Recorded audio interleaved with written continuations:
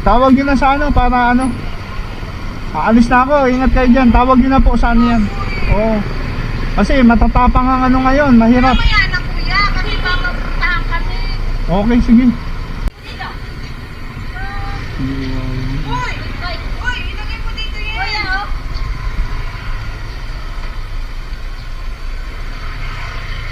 Dapat may bantay kayo dyan.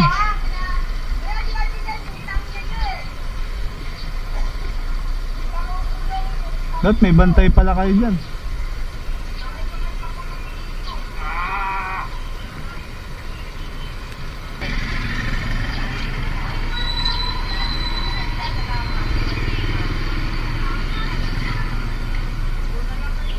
Kawawa na yun, natatakot tuloy sila ate dito. O kung ano, hindi aalis yung mga yan, kaya hindi rin tayo makaalis kagad. Habang ano, makipag-usap kayo sa ano minsan. Halimbawa, wala na ngayon. Ayun, kausapin nyo para makakuha kayo ng number sa barangay. Para kung sakaling nababalik uli yan, may tawag nyo.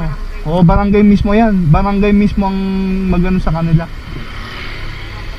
Sige po ate, okay na kayo dyan. Alis na ako. Okay, sige po. Sige po. Ingat po.